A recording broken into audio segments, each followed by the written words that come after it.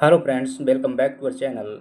MPPSC mains को target करते हुए हम चला रहे हैं टारगेटेड टेस्ट सीरीज़। और इस क्रम में आज जो हमारे पास है टारगेट है वो आपके सामने नीचे है, जो कि अभी पूरा नहीं दिख रहा है।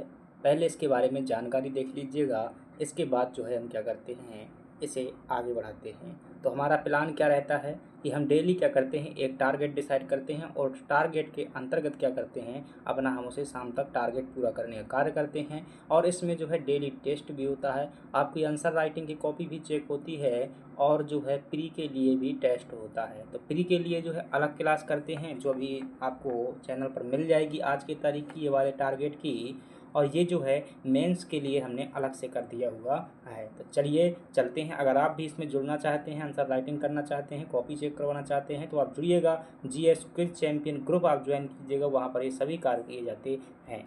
तो चलिए हम आज के टारगेट की बात करते हैं। आज के टारगेट में जो है और डेली के टारगेट में हमारा क्रम क्या रहता है देखिएगा। इसमें हम जो है 5 क्वेश्चन क्या लेते हैं, 2 मार्कर लेते हैं। और जो है 6 मार्कर जो है हम 2 क्वेश्चन लेते हैं। कितने क्वेश्चन लेते हैं, 2 क्वेश्चन 6 मार्कर के। 5 क्वेश्चन क्या लेते हैं आपके 2 नंबर के रहते हैं। और जो एक प्रश्न रहता है आपका वो क्या रहता है, जो एक प्रश्न 10 नंबर का हमारे पास क्या रहता है, एक प्रश्न रहता है। और जो ये आपका इतना जो है हम क्या करते हैं, डेली की आंसर राइटिंग करते हैं। चलिए अब हम एक एक करके सीखते हैं। यहाँ पर आपको क्या करेंगे, हम पहले जो है समझाएंगे किस प्रकार से आपको लिखना है, और उसके बाद में जो है आपको मॉडल आंसर शो कर दिए जाएंगे। मॉडल आंसर की ये जो आपको फोटोकॉपी चाहिए, ये PDF चाहिए तो टेलीग्राम में मिल जाएगी। चलिए बात करते हैं। टेलीग्राम का लिंक आपको कहाँ मिलेगा, आपके ग्रुप में मिल जाएगा। इसी जो है ग्रुप में मिल जाएगा, फिर डिस्क्रिप्शन बॉक्स में मिल जाएगा।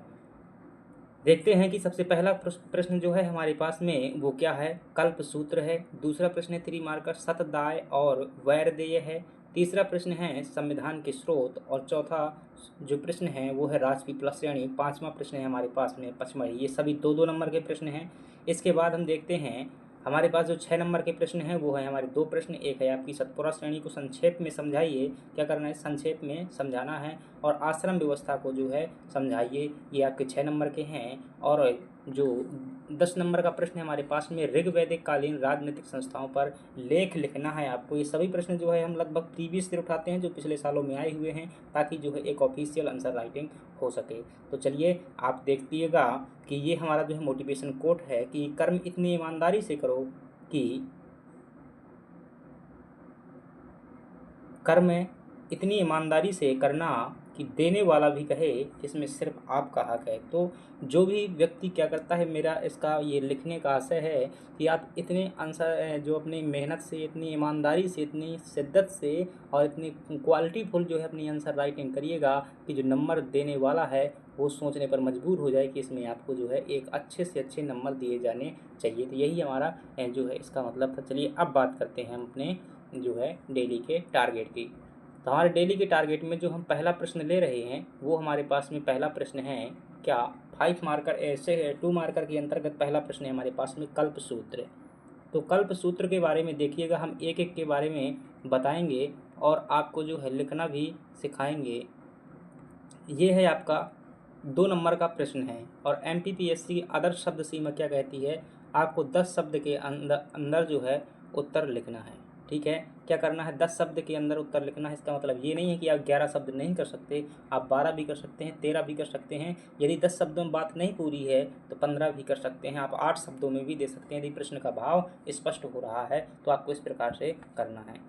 अब कल्प सूत्र क्या है, ये वैदिक काल से संबंधित है। तो थोड़ी समझिएगा कि जो कल्प सूत्र होते थे ये एक प्रकार के क्या थे, किताबें थी, यूँ मान लीजिएगा, रचनाएं की गई थी।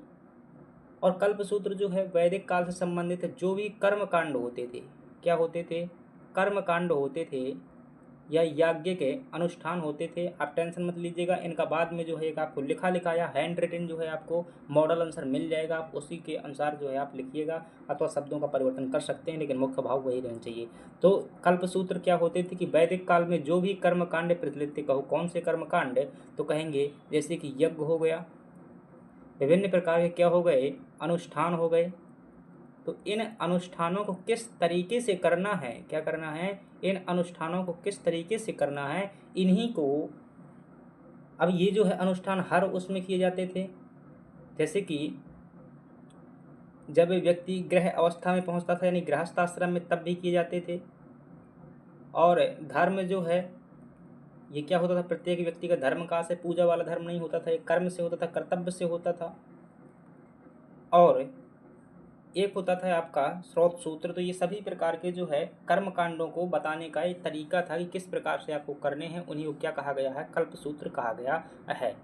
तो कल्प सूत्र के बारे में आप क्या क्या लिख सकते हैं, देखिएगा कि कल्प सूत्र के बारे में आप 3 बातें बताना है आपको। तो क्या मैं ऐसा कह सकता हूँ कि ऐसे सूत्र जिसमें क्या हों, ऐसे सूत्र जिसमें क्या हैं, जिसमें वैदिक कर्मकांड, जिसमें वैदिक कर्मकांड के तरीकों के बारे में बताया गया है। वो क्या हैं, आपके तरीकों के बारे में बताया गया है, वो क्या हैं, आपके कल्प सूत्र हैं। ये कल्प सूत्र जो है कई प्रकार के हैं, ध्यान रखिएगा। कल्प सूत्र जो है कई प्रकार के हैं। एक है आपका गृह सूत्र, क्या है, एक है आपका गृह सूत्र। इसमें बताया गया है कि जब आप गृहस्थ आश्रम में होते हैं तो किस प्रकार से यज्ञ करना है, किस प्रकार से अनुष्ठान करना है। एक है आपका स्रोत सूत्र, क्या है, एक है आपका स्रोत सूत्र, और एक है आपका जिसे क्या कहते हैं, गृह सूत्र, स्रोत सूत्र, और एक है आपका धर्म सूत्र। ठीक है, ये 3 प्रकार के सूत्र हैं। अब इसके साथ में ही इतना मत सीमित रखिएगा, ये एक्स्ट्रा जानकारी है, ये आपको लिखना नहीं है, मैं बता दे रहा हूँ जानकारी के लिए कि इनकी रचना किस किस ने की हुई थी। अगर बात की जाए कि कल्प सूत्र की रचना किसने की थी, ये गृह सूत्र की रचना तो ये की थी आपके आप स्तंभ ने। किसने की थी, आप स्तंभ ने जो है इसकी रचना की हुई थी, आप स्तंभ। और जो है धर्म सूत्र की रचना किसने की हुई थी, महर्षि गौतम ने की हुई थी। और स्रोत सूत्र की रचना जो है बौधायन ने की हुई थी, बौधायन ने की हुई थी। अब इसी स्रोत सूत्र के अंतर्गत एक ग्रंथ है शुल्ब सूत्र, जिसमें यज्ञ वेदियों की माप के बारे में बताया गया है, यानी कि ज्यामितीय गणित के बारे में बताया गया है। तो ये आपको इतना एक्सप्लेनेशन देने की ज़रूरत नहीं है, मैं समझा रहा हूँ। ठीक है, तो ये 3 प्रकार के क्या हो जाएंगे, सूत्र सहित हो जाएंगे। अब इसमें एक चीज़ और लिखना है आपको, क्या लिखना है, एक चीज़ और लिखना है, कुछ जानकारी कि 3 आपके आयाम हो जाएं। तो इसमें क्या लिख सकते हैं कि इससे क्या हुआ, कर्म कांडों को बढ़ावा मिला। इनका परिणाम क्या हुआ, या यूँ कहिए इनका प्रभाव क्या हुआ, कर्म कांडों को प्रोत्साहन मिला। कर्म कांडों को क्या मिला, प्रोत्साहन मिला। अब मुझे 10 शब्द में आंसर लिखना था, क्या 10 शब्द हो पाए, तो एक हो जाएगा आपका कौन सा शब्द, एक शब्द ये हो जाएगा, 2 हो जाएगा, और 3 हो जाएगा, 4 हो जाएगा, 5 हो जाएगा, 6 हो जाएगा, 7 हो जाएगा, 8 हो जाएगा, 9 हो जाएगा, 10 हो जाएगा। तो इस प्रकार से आपको क्या करना है, लिख देना है 3। ये आपका जो बीच वाला पोर्शन ये समझाने के लिए बताया हुआ था। तो ये क्या हो गया, हमारा कल्प सूत्र के बारे में जानकारी हो गई। आप इसी प्रकार लिख लीजिएगा, आपको जो है लिखा लिखाया मिल जाएगा, उसमें भी आप जो है लिख सकते हैं। दूसरे नंबर के प्रश्न की बात करें, और दूसरे नंबर का प्रश्न है हमारे पास में सतदाय और वैरदेय। सतदाय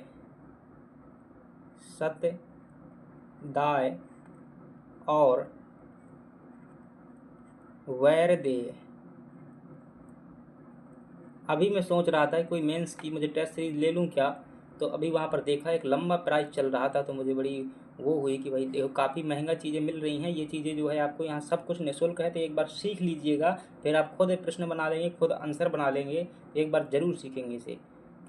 सतदाय क्या है और वैरदेय क्या है, तो ये दोनों ही क्या होती थी, वैदिक परंपराएं होती थी। सतदाय और वैरदाय क्या थी, तो आप क्या लिखेंगे पहली लाइन में, ये दोनों ही क्या थी, वैदिक परंपराएं थी। क्या थी, वैदिक परंपरा, वैदिक परंपरा थी।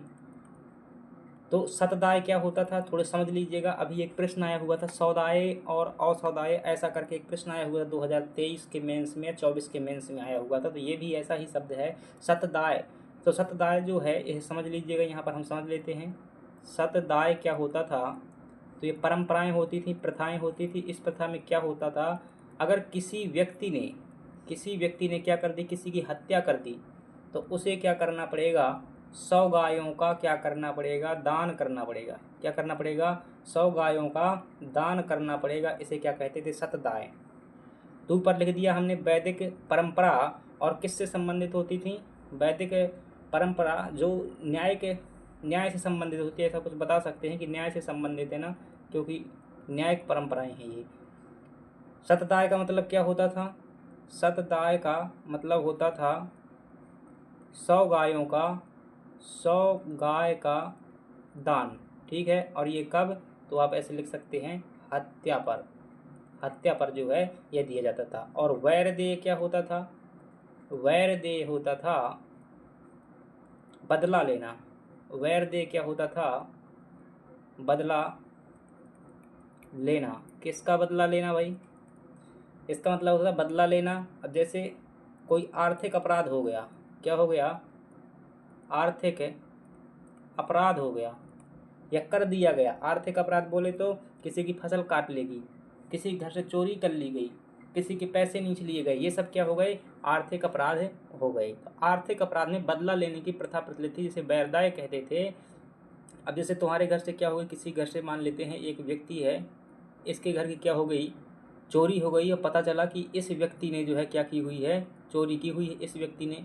तो इस व्यक्ति क्या करेगा? ये वाला व्यक्ति इसके जाकर यहाँ पर पुनः क्या करेगा? चोरी करेगा, जितने पैसों की होगी। तो इसी को क्या कहते हैं? वैरदेय कहते हैं। तो ये जो है आप चीज़ें यहाँ से लगा करके यहाँ तक कि आप इस प्रश्न में लिख सकते हैं। एक बार फिर कह रहा हूँ, आपको लिखा लिखाया मिलेगा, उसके हिसाब से लिखिएगा। वहाँ पर और मैंने व्यवस्थित तरीके से लिखा हुआ है, यहाँ मैं समझा रहा हूँ, ठीक। अगला है हमारे पास में तीसरे नंबर का प्रश्न है। तीसरे नंबर का प्रश्न है जिसमें हमें क्या बताया गया है? संविधान के स्रोत। ये हमारा क्या है? तीसरा प्रश्न है, संविधान के स्रोत। तो संविधान के स्रोत का मतलब क्या है? 2 नंबर में हम बताना है। तो संविधान के स्रोत में क्या लिखेंगे? इसमें लिख दीजिएगा कि संविधान का 2/3 भाग, संविधान का 2/3 भाग कहाँ से लिया गया है? जो 1935 का अधिनियम था, भारत शासन अधिनियम 1935 का, भारत शासन अधिनियम से। तो कितना? 2/3 भाग भारतीय संविधान का क्या लिया गया है? भारत शासन अधिनियम से लिया गया है। और लिख सकते हैं, आप लिख दीजिएगा, जैसे कुछ मुख्य प्रावधान लिख दीजिएगा, जैसे कि संसद कहाँ से ली गई है? ब्रिटेन से, कौमा आप बता सकते हैं संघीय शासन ये कहाँ से लिया गया है? ये लिया गया है कनाडा से। और फिर अन्य में लिख सकते हैं, अन्य में कुछ देशों के नाम लिख दीजिएगा, जैसे कि फ्रांस हो जाएगा, रूस हो जाएगा, जापान हो जाएगा, ऑस्ट्रेलिया हो जाएगा, बस आदि ऐसे कर देना। तो ये हो जाएगा आपका संविधान के स्रोत। चौथे प्रश्न की बात करते हैं, और चौथा प्रश्न है, आप कमेंट बॉक्स में ज़रूर बताइएगा कि आप जो है इस प्रकार से चाहते हैं कि मैं आपको लिख करके समझाऊं, या फिर आप चाहते हैं कि मतलब यहाँ पर एक PDF हो जिसमें सब कुछ पहले से प्रिंट हो, उसे क्या कर दिया जाए? समझा दिया जाए। तो वैसा भी बन सकता है। वैसे में क्या होती हैं चीज़ें, लिखी लिखाई में थोड़ा सा कम समझ में आती है। जब एक शब्द लिखा जाता है तो हर शब्द का मतलब आपको बताया जाता है। अगला बात है हमारे पास, अगला प्रश्न है, राजपीपला श्रेणी क्या है? राजपीपला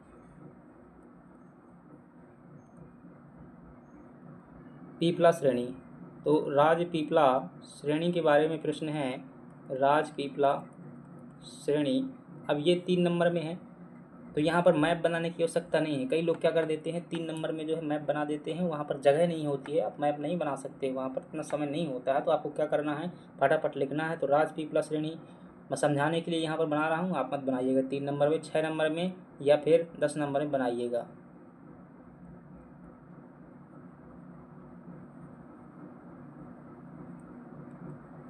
ठीक है, माना कि ये मध्य प्रदेश है, और यहाँ पर जो सतपुड़ा पर्वत श्रेणी है वो 3 भागों में विभाजित है।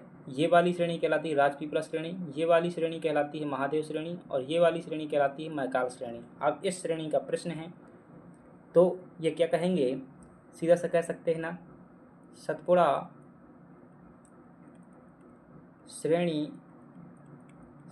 श्रेणी का पश्चिमी भाग, ऐसा कह सकते हैं। दूसरी बात हम क्या कह सकते हैं, इसकी जो है हम क्या बता सकते हैं? इसका विस्तार बता सकते हैं। इसका विस्तार कहाँ पर है? तो इसका विस्तार मध्य प्रदेश के बड़वानी से कहाँ तक है? बुरहानपुर तक जो है इसका क्या है? विस्तार है। फिर इसकी सबसे ऊंची चोटी बता सकते हैं, तो इसकी चोटी है जिसका नाम है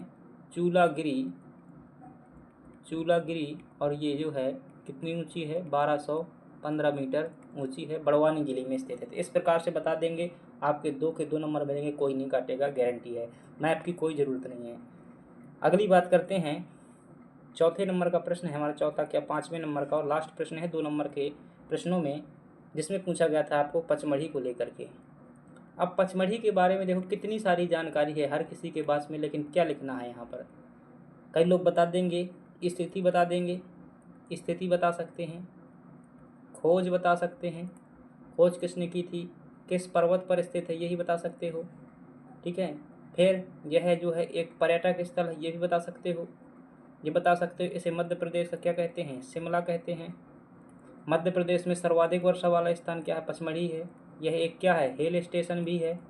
इतनी सारी जानकारी है कि आप इसमें 6 नंबर या 10 नंबर का प्रश्न लिख सकते हैं, लेकिन आपको क्या करना है, 2 नंबर के हिसाब से बताना है। आपको 10 शब्द बताने हैं यहाँ पर, तो क्या बताएंगे, तो हम जो है ज़्यादा से ज़्यादा जानकारी देखने का प्रयास करते हैं और इसी प्रकार से आपको लिखना है।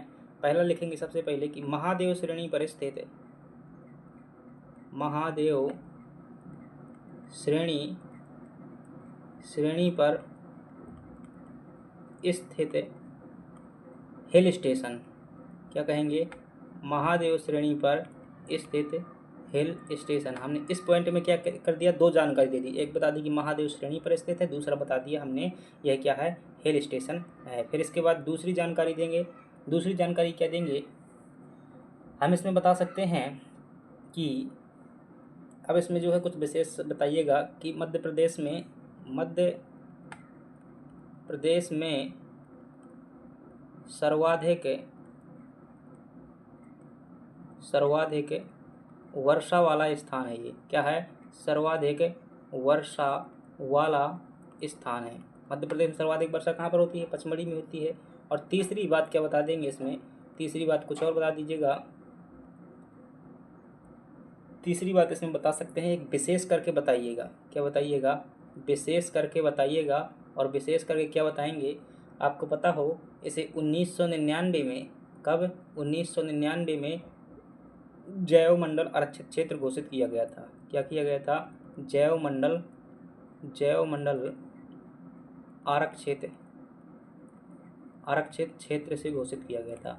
अब इसमें देखो मैंने आयाम तो दिए हैं, लेकिन कई आयाम, देखो ये पर्यावरण संबंधी आयाम है, ये किससे संबंधित है, इन्वायरमेंट संबंधी आयाम है। यह जो है आपका ये भौगोलिक आयाम है, जियोग्राफिकल आयाम है कि सर्वाधिक वर्षा वाला स्थान। और हिल स्टेशन और महादेव श्रेणी ये भी क्या हो जाएगा, आपका भौगोलिक आयाम हो जाएगा। तो कई बार कहते हैं कि 3 आयाम देने होते हैं, कई बार क्या दे देते हैं हम, भौगोलिक ही दे देते हैं, तो इससे क्या हो जाती है, प्रश्न की जो है गुणवत्ता कम हो जाती है। तो आपको अलग अलग आयाम देने होते हैं। एक ऐतिहासिक आयाम बता दीजिए, या ऐतिहासिक इसमें जोड़ सकते थे कि महाभारत के पांडवों ने भी क्या किया है, यहाँ पर जो है निवास किया है, उनकी 5 मढ़ियाँ थीं, यहीं पर जो है निवास करते रहे, तो उसी के नाम पर भी इसका अर्थ जो है पचमढ़ी, 5 मढ़िया ही होता है जो पांडवों से संबंधित थी, तो ऐसे बता सकते हैं। शायद पचमढ़ी में ही कई ऋषि मुनियों ने क्या की हुई है, तपस्या की हुई है यहाँ पर, तो यहाँ पर वो है। या फिर पर्यटक स्थल भी बता सकते हैं यहाँ पर कुछ, लेकिन ये जो है मेरे हिसाब से क्या है, एक अच्छा उत्तर है। तो आप चीज़ें डाल सकते हैं, कुछ भी लिख सकते हैं, जिसमें आपको पूरे नंबर मिल जाएंगे। अब बात करते हैं हम अगले प्रश्न की, बात करते हैं। अगला प्रश्न हमारे पास में क्या है, प्रश्न है हमारे पास में सतपुड़ा श्रेणी को संक्षेप में समझाइए।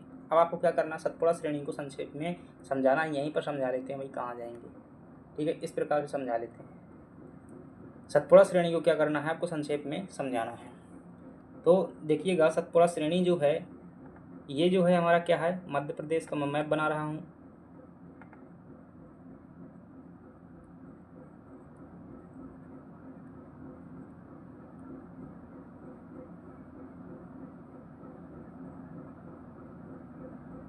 ठीक है, ये जो क्या हो जाएगा, मध्य प्रदेश का मैप हो जाएगा। अब इसमें देखिएगा सतपुड़ा श्रेणी कहाँ पर है, तो ये सतपुड़ा श्रेणी है यहाँ से लेकर के यहाँ तक जो फैली हुई है, ये क्या है, आपकी सतपुड़ा श्रेणी है, ये वाली पूरी की पूरी। अब इसमें क्या है, 3 भाग हैं। इस सतपुड़ा श्रेणी में कितने भाग हैं, 3 भाग हैं। ये वाला भाग क्या कहलाता है आपका, ये श्रेणी जो है राजपीपला श्रेणी कहलाती है। ये वाला भाग जो है इसे क्या कहते हैं, महादेव श्रेणी कहते हैं, महादेव श्रेणी कहते हैं। और जो ये वाला भाग है, ये वाला, इसे क्या कहते हैं, मैकाल श्रेणी कहते हैं। क्या कहते हैं इसे, मैकाल श्रेणी कह देते हैं। अगर देखेंगे तो इसकी सबसे ऊंची चोटी कौन सी है, चूलागिरी है। इसकी सबसे ऊंची चोटी कौन सी है, धूपगढ़ है। और इसकी सबसे ऊंची चोटी कौन सी है, अमरकंटक है। इसका देखो अब क्या क्या बता सकते हैं। यहाँ पर देखेंगे, कहाँ पर, थोड़ा सा देखिएगा, यहाँ पर इस प्रकार से क्या जाती है, नर्मदा नदी इस प्रकार से जाती है, ठीक है। इधर से क्या जाती है, नर्मदा नदी जाती है। और इधर से बैतूल जिला से निकल करके इधर से इस प्रकार से क्या जाती है, ताप्ती नदी जाती है, ताप्ती नदी जाती है, ठीक है। तो अब अपने हिसाब से क्या कर लीजिएगा, परिचय बना लीजिएगा और कुछ बातें इसमें ऐड कर दीजिएगा। देखते हैं क्या क्या। ये मध्य प्रदेश के कुल क्षेत्रफल का जो सतपुड़ा मैकाल श्रेणी है कितना है, 11% जो है मध्य प्रदेश के कुल क्षेत्रफल का है। इसकी सबसे ऊंची चोटी भी आपको पता चल गई। सबसे ऊंची चोटी ये आपकी नर्मदा नदी है, ये ताप्ती नदी है, ये राजपीपला श्रेणी है, ये मैकाल श्रेणी है, ये वाली आपकी महादेव श्रेणी है। ये सबसे ऊंची चोटी धूपगढ़ है, ये जो क्या है आपकी ये चूलागिरी है, और ये कौन सी है आपकी अमरकंटक है। तो इसमें हम सबसे पहला पॉइंट क्या बताएंगे, आपका लिखने का तरीका क्या होगा। सबसे पहला पॉइंट जो होगा हमारा परिचय होगा। एक लाइन में ही आपको परिचय देना है। सबसे पहले क्या देना है, परिचय देना है। दूसरे नंबर में आप क्या बताएंगे, इसमें बता सकते हैं दूसरे नंबर में यहाँ पे विस्तार बता देंगे, ये कहाँ पर इसका विस्तार है। तीसरे नंबर में आप क्या बताएंगे, हाँ पॉइंट वाइज ही लिखना है आपको, पैराग्राफ में लिखने की। जियोग्राफी तो कभी भी पैराग्राफ में लिखने की हो सकता नहीं है, खासतौर से 6 नंबर में जब मूल्यांकन वाला प्रश्न पूछा जाए, इतिहास में आ जाते हैं तो वहाँ पर पैराग्राफ दिया जाता है, तो कोई चीज़ स्पष्ट करनी हो, ठीक है। मैप 100% ज़रूरी होगा, बिना मैप के आपका आधा उत्तर माना जाएगा, किसमें, जियोग्राफी में खास तौर से। तो इसमें क्या बता दिया, विस्तार बता दिया। फिर बता देंगे आपकी इसमें चट्टानें कौन सी पाई जाती हैं, प्रमुख चट्टानें बता देंगे। क्या बताएंगे, प्रमुख चट्टानें बता देंगे। चौथे नंबर में और क्या बता सकते हैं, इसमें बता देंगे कौन कौन सी पर्वत श्रेणियाँ शामिल हैं, कौन कौन सी पर्वत श्रेणियाँ शामिल हैं। फिर 5वें नंबर में बता देंगे यहाँ की जो है सर्वोच्च चोटियाँ कौन सी हैं, सर्वोच्च चोटियाँ कौन सी हैं। थोड़ी सी बड़ी टी लिख गया तो आप समझिएगा। और फिर आप बता सकते हैं एक अच्छा उत्तर लिखने के लिए आप इसमें पर्यटक स्थल बता सकते हैं, यहाँ पर पर्यटक बता सकते हैं। और अगर बात करूँ मैं तो यहाँ पर आप जो है खनिज भी बता सकते हैं, कौन कौन से खनिज पाए जाते हैं। यहाँ पर आप जो क्या कर सकते हैं, जब बड़ा प्रश्न आ जाए 11 नंबर में तो आप यहीं पर क्या बता दीजिएगा, इसकी जलवायु बता दीजिएगा। इसके बाद इसका क्या बता सकते हैं, महत्व बता सकते हैं। इसके बाद यहाँ की सीमाएं बता सकते हैं। ये क्या हो जाएगा आपका 10 से 11 नंबर का प्रश्न हो जाएगा। इनको थोड़ा थोड़ा डिटेल कर देंगे और मैप बना देंगे तो 11 नंबर का हो जाएगा। चलिए इतनी चीज़ें देख लेते हैं। आपसे परिचय पूछे तो आपको क्या बता देना है, स्थिति के हिसाब से परिचय बता देना है। क्या बताना है, स्थिति के हिसाब से कैसा बताएंगे कि नर्मदा और ताप्ती नदियों के मध्य प्रदेश के दक्षिण में स्थित सतपुड़ा पर्वत एक क्या है, बिलौक पर्वत या भृंशोथ पर्वत है। कैसा है, यह एक भृंशोथ पर्वत है, ठीक है। भृंशोथ पर्वत मतलब जब भ्रंश के क्या हो जाता है, पहले जैसे दो क्षेत्र ऐसे हैं दो क्षेत्र, तो ये क्षेत्र क्या हो जाता है, बीच का क्षेत्र कई बार क्या हो जाता है, नीचे धंस जाता है अथवा उठ जाता है। तो बीच का क्षेत्र जब नीचे धंस जाएगा तो घाटी बन जाती है, उसे भ्रंश घाटी कहते हैं। तो इस प्रकार से जो बीच का क्षेत्र धंस गया था तो नर्मदा घाटी बन गई थी, जैसे भ्रंश घाटी नर्मदा घाटी इसलिए कहा जाता है। तो इसमें सबसे पहले आपने क्या बता दिया, परिचय बता देंगे। क्या बताएंगे, सबसे पहले स्थिति और फिर बाद में बता देंगे भ्रंशोथ पर्वत कैसा, कि नर्मदा और ताप्ती नदियों के मध्य में स्थित सतपुड़ा पर्वत एक बिलौक पर्वत या भ्रंशोथ पर्वत का उदाहरण है। इसका विस्तार बता देंगे। इसका विस्तार जो है गुजरात में है, मध्य प्रदेश में है और छत्तीसगढ़ में भी है, ये विस्तार हो जाएगा इसका। प्रमुख चट्टानें बता देंगे। तो इसमें जो है 3 प्रकार की चट्टानें पाई जाती हैं। आर्कियन क्रम की चट्टानें देखने को मिल जाती हैं, आर्कियन क्रम की भी, और इसमें दक्कन ट्रैप भी मिल जाती हैं, दक्कन ट्रैप की चट्टानें देखने को मिल जाती हैं। साथ ही साथ यहाँ पर धारवाड़ क्रम की चट्टानें भी मिल जाती हैं। तो जहाँ पर जो है मैग्नीज खनिज पाया जाता है बालाघाट में, तो यहाँ पर हो जाएंगी आपकी धारवाड़ क्रम की चट्टानें। जहाँ पर काली मिट्टी पाई जाती है तो वहाँ पर दक्कन ट्रैप की चट्टानें हो जाएंगी। जहाँ पर जो है और भी कुछ खनिज पाए जाते हैं तो उसमें क्या हो जाएंगे, आर्किन किस्म की चट्टान हो जाएंगी। इसमें श्रेणियाँ कौन कौन सी हैं, 3 श्रेणियाँ हैं हमने देखा। एक थी आपकी राजपीपला श्रेणी, एक थी आपकी महादेव श्रेणी और एक थी आपकी मैकाल श्रेणी। 3 श्रेणियाँ हो जाएंगी।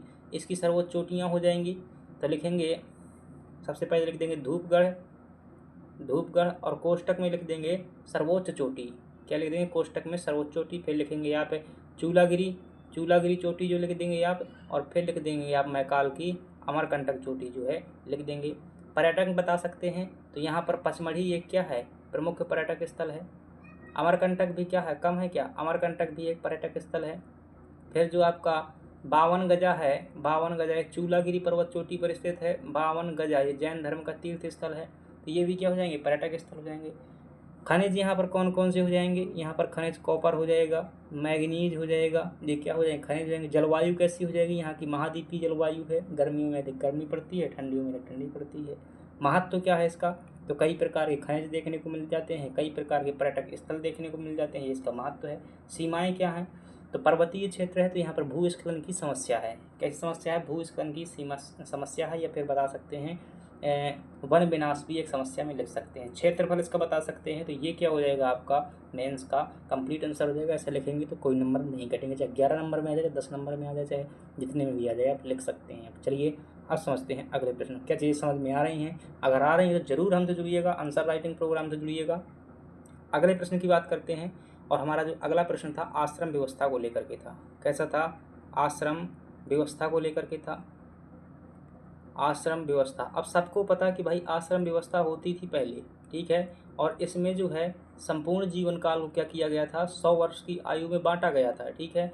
और इस 100 वर्ष की आयु को क्या किया गया था, 4 भागों में बांट दिया गया था। कितने भागों में, 4 भागों में बांट दिया गया था। कौन कौन से 4 भाग, सबसे पहला होता था ब्रह्मचर्य आश्रम होता था। क्या होता था, ब्रह्मचर्य आश्रम।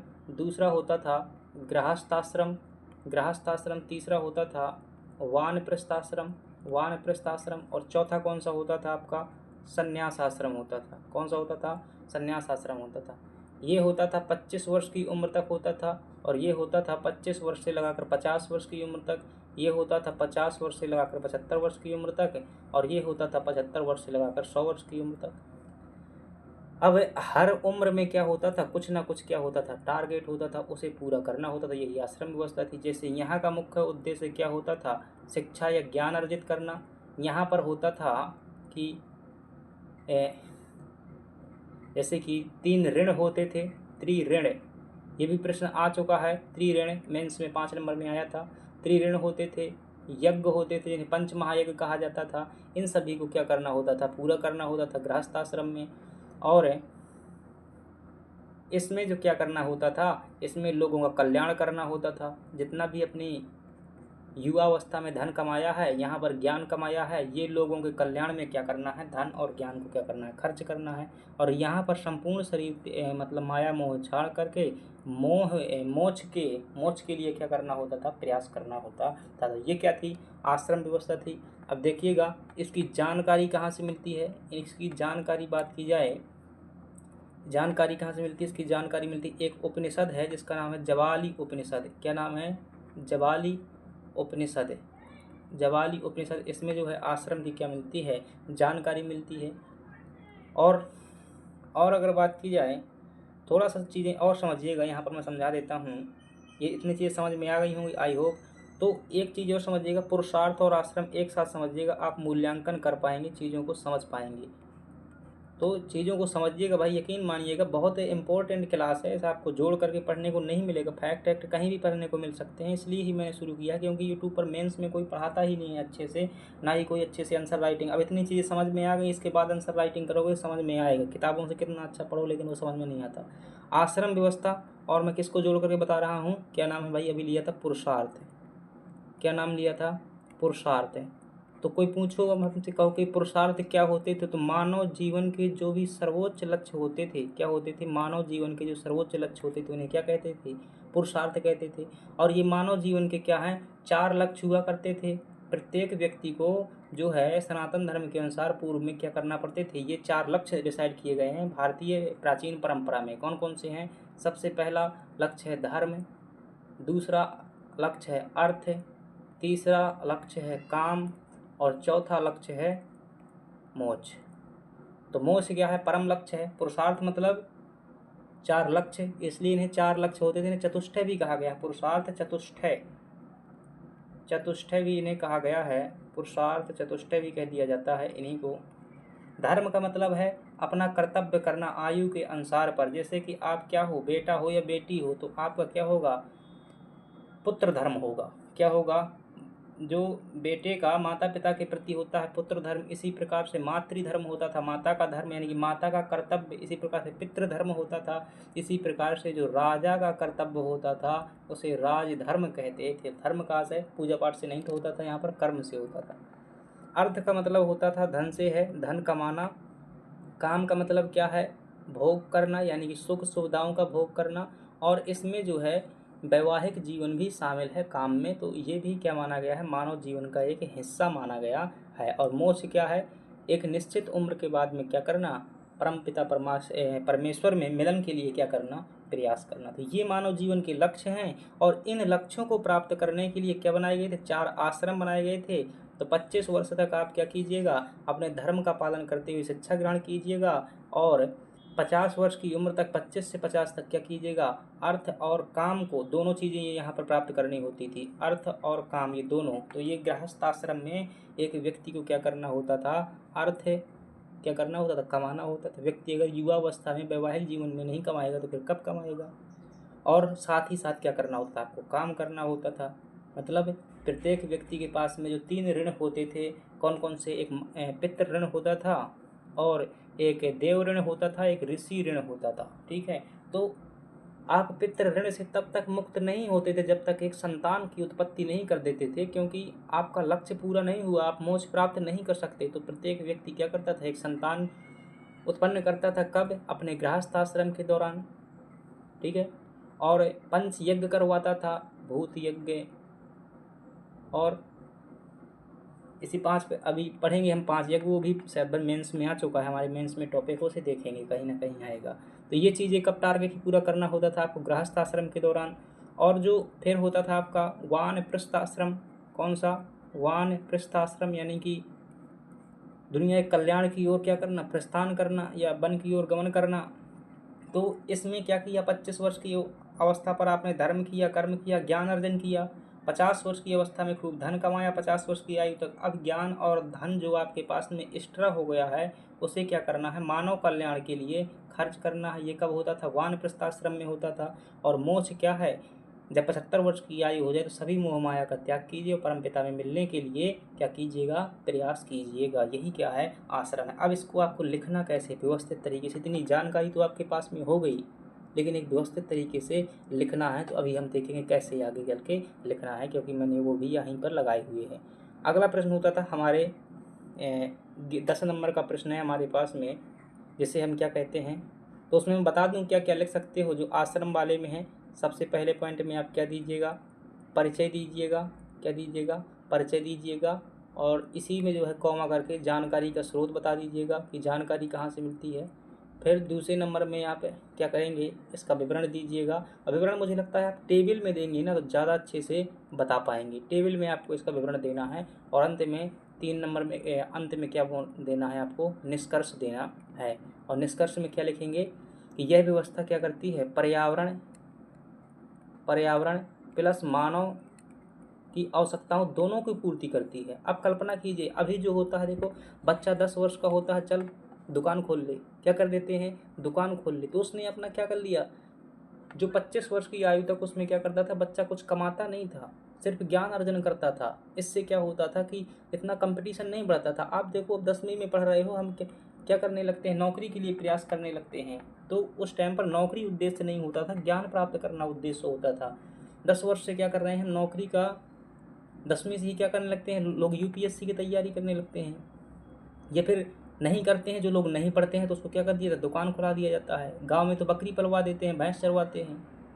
ठीक है, तो अपने उद्देश्य से भटक कर क्या करता? अब ये व्यक्ति 90 वर्ष तक कमाएगा। हालांकि कमाने के लिए कब तक कहा गया है? आश्रम व्यवस्था में 50 वर्ष तक। 50 वर्ष के बाद जो कमाया है उसको क्या करो? दान करो। तो ये व्यवस्था, भारत का धर्म जो है काफ़ी वैज्ञानिक है अगर इसे सोचोगे। वर्तमान में संयुक्त राष्ट्र संघ में क्या चलता है, आपने एक पढ़ा होगा, सतत विकास की अवधारणा की, भाई मानव की अभी की आवश्यकताएं पूरी हों और भविष्य की भी हो। तो सतत विकास की अवधारणा यही तो है। थोड़ा सा मूल्यांकन करने की हो सकता है, विश्लेषण करने की हो सकता है, समझने की हो सकता है। इसीलिए आपको मेंस में ऐसे टॉपिक दिए जाते हैं, इसलिए नहीं कि आप सीधे क्या कर लें, रट लें उन्हें। समझिए चीज़ों को, आप जो है एक आइकन बनने वाले हैं, समाज के जो है प्रेरणा स्रोत बनने वाले हैं, समाज का संचालन करने वाले बनने वाले हैं। तो आपको ये चीज़ों को समझना है और इन्हीं के अनुसार जो है अपनी नीतियों में क्या करना है, परिवर्तन करना है। ठीक है, कल के दिन आपको नीति बनाने को मिलेगा तो इन्हीं व्यवस्थाओं को पुनः से नए रूप में जो क्या करना है, आपको लागू करना है। तो इस प्रकार से बता देंगे। अभी मैं बता दूंगा किस प्रकार से लिखना है, चीज़ें आपको समझ में आ जाएंगी। मॉडल है मेरे पास में। अब जो है 11 नंबर का प्रश्न है हमारे पास में कि जो ऋग्वैदिक काल था, कौन सा काल था, ऋग्वैदिक काल था। ऋग्वैदिक काल, इस समय में कौन कौन सी राजनीतिक संस्थाएं प्रचलित थीं। राजनीतिक संस्थाएं, ये जो है आपका 10 नंबर में प्रश्न आपको ये लिखना है, संस्थाएं। तो देखिएगा, ऋग्वैदिक काल थोड़ा सा आप समझिएगा, मूल्यांकन कीजिएगा। ये समाज जो होता था कबीला संरचना पर आधारित होता था। क्या होता था, कबीलाई संरचना पर आधारित होता था। और 10 कबीले पढ़े होंगे, 10 राज पढ़े होंगे। तो कबीला मतलब गांव टाइप के छोटे छोटे गांव होते थे, वही क्या थे, कबीला थे। तो कबीलाई संरचना पर आधारित होता था। कबीला का अपने क्या होता था, एक मुखिया होता था। इस टाइम पर कृषि नहीं की जाती थी, ध्यान रखिएगा, क्योंकि इसका समय क्या है, इसका समय 1500 से लगा करके 1000 BC तक जो है ऋग्वैदिक काल का समय है। इस समय पर क्या है, कृषि नहीं होती थी। मुख्य पेशा क्या था, पशुपालन था, पशुपालन। तो ना तो इतनी बड़ी सेना की आवश्यकता होती थी, क्योंकि संपत्ति जो होती थी, मुख्य संपत्ति क्या थी, गाय जो है इस टाइम पर मुख्य संपत्ति होती थी। इसे गोधन क्या कहा गया है भाई, जघन्य, जघन्य ऐसा कुछ मतलब एक नाम मिलता है गाय के लिए, जघन्या या अघन्या कहा गया है, अघन्या कहा गया है कि मतलब वध न करने योग्य। ठीक है, गाय मुख्य संपत्ति होती थी, कृषि होती नहीं थी, पशुपालन मुख्य क्या था, पेशा था।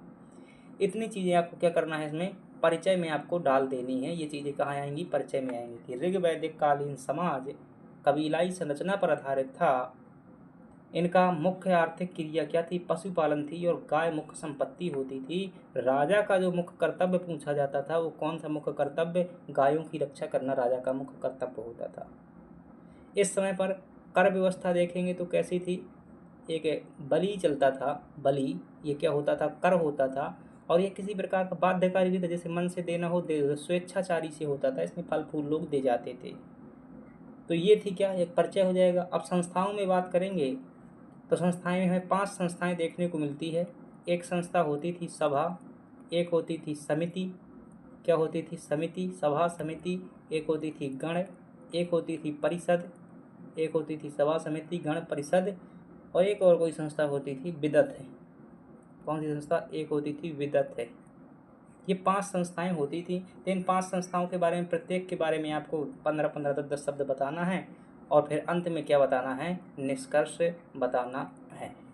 तो चलिए अब हम देख लेते हैं अपने जो है लिखे हुए मॉडल आंसर, और इसी के अनुसार पर लिखे हैं। आप भी लिखिएगा, भेजिएगा, फिर चेक करवाइएगा, और चेक होने के पास नंबर क्यों कम मिलते हैं, ज़्यादा मिलते हैं, वो सभी चीज़ें आपको बताई जाएंगी। ज़रूरी होगा तो किसी कॉपी भी हम दिखाएंगे।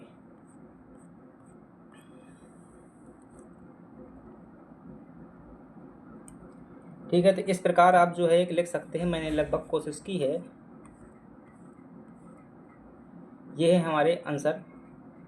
तो आप इसी प्रकार से लिखिएगा, कोशिश करिएगा लिखने का, या फिर अपने हिसाब से भी लिख सकते हैं, लेकिन मैंने उन अपने अनुभवों का प्रयोग करते हुए बेहतर लिखने का प्रयास किया है। यदि आप ऐसा लिखते हैं तो मेरे हिसाब से जो है आपको पूरे नंबर मिल जाएंगे, 2 नंबर में। बाकी सभी प्रश्नों में पूरे नंबर नहीं मिलते हैं, ध्यान रखना।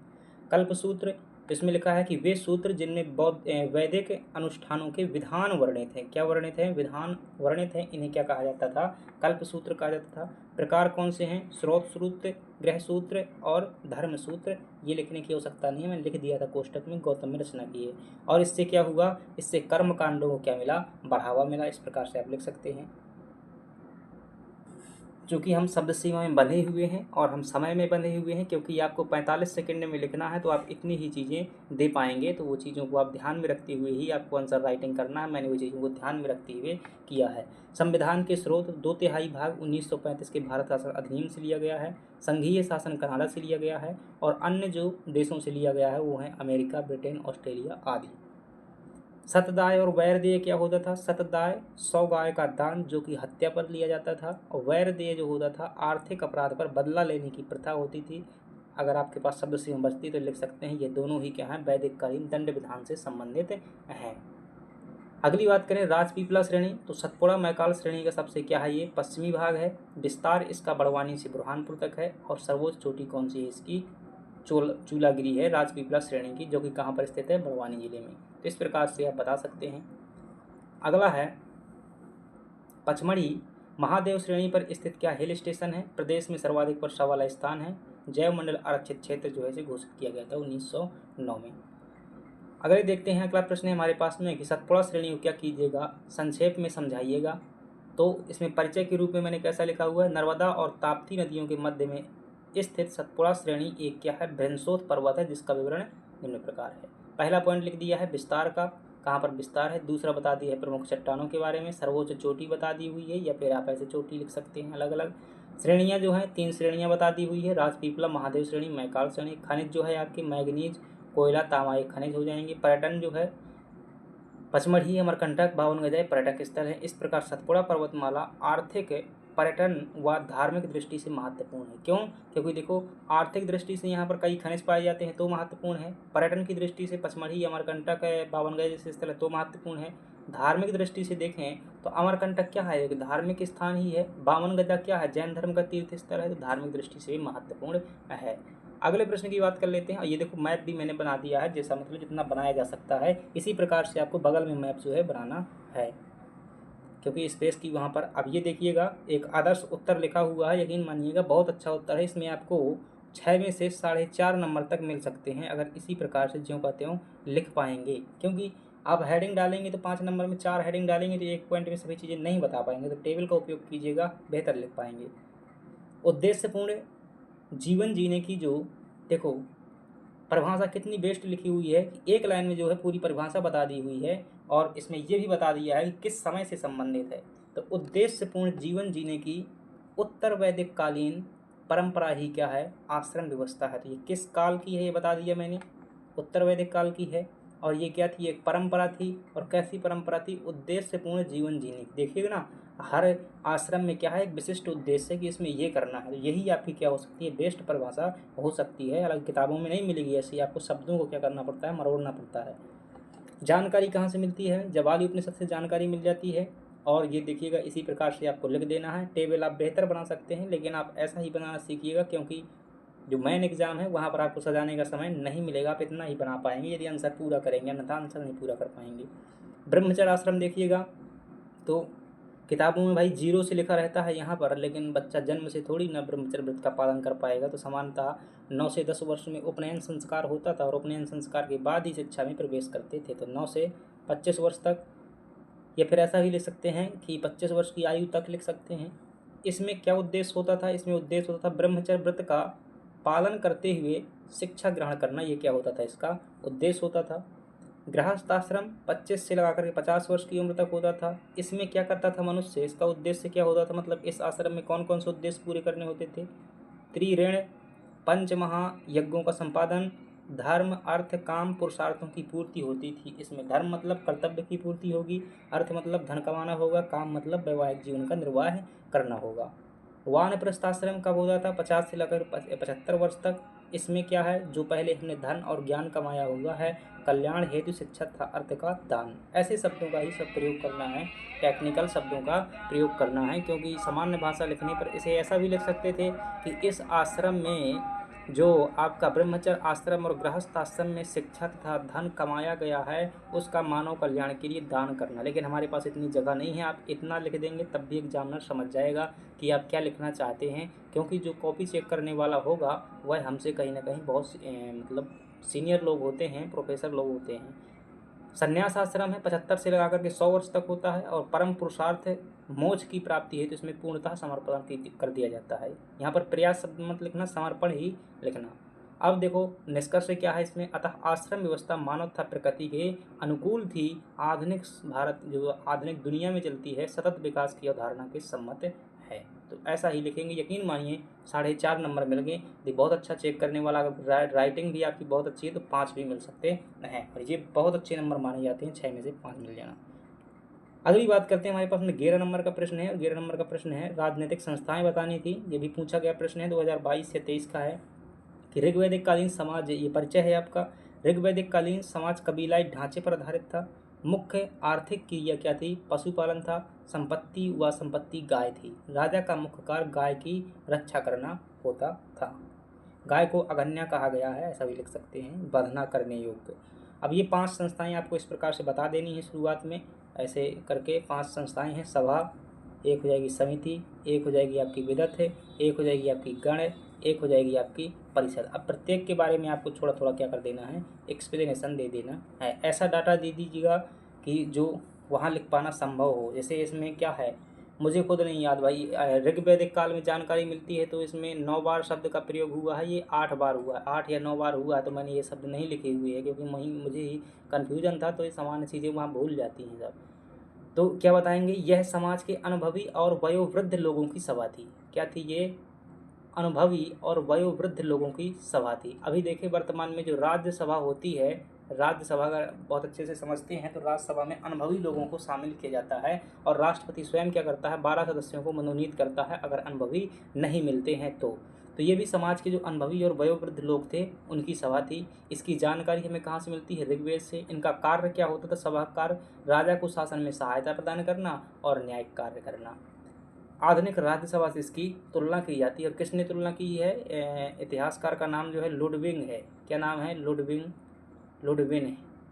तो आप चाहें तो इनका कोट कर सकते हैं, कोई ज़रूरी नहीं है, ये प्री के लिए फैक्ट हो सकता है। समिति जो होती थी, तो ये जो है आधुनिक लोकसभा के समान है कि लोकसभा में जिस प्रकार से जनता के सदस्य होते हैं इसी प्रकार से इसमें जनता होती थी। यह आम लोगों की सभा थी, इसमें जनता की समस्याओं से संबंधित चर्चाएं होती थी। यह आधुनिक लोकसभा से तुलना की जाती है, इसकी जानकारी भी ऋग्वेद में मिलती है। कार्य क्या होता था? राजा का चुनाव करना होता था। अगली बात करते हैं, चीज़ें हम ये सब समझ चुके हैं, आपको लिखना बस है, तो एक बार देख लीजिएगा। यह जो गण होती थी यह छोटे कुलों में कुलपतियों का संगठन था। अभी कुलपति कौन होते थे? तो जो छोटे छोटे कुल होते थे, कुल परिवार, कुल जिसे कहा जाता है ना, मुखिया परिवार होता है, कुल होता है, कुल का जो प्रमुख होता था वो कौन होता था? कुलपति होता था। तो कुलपति ऐसे कई मिलकर के क्या करते थे? संगठन का निर्माण करते थे, उसे गण कहा जाता था। कुलपति मिलकर निर्णय लेते थे इसमें। तो अभी आप पढ़ेंगे ना आगे चलकर एक गणराज्य, जैसे लिच्छवी गणराज्य का नाम पढ़ेंगे तो इसी गण से जो है विकसित हुआ था गणराज्य।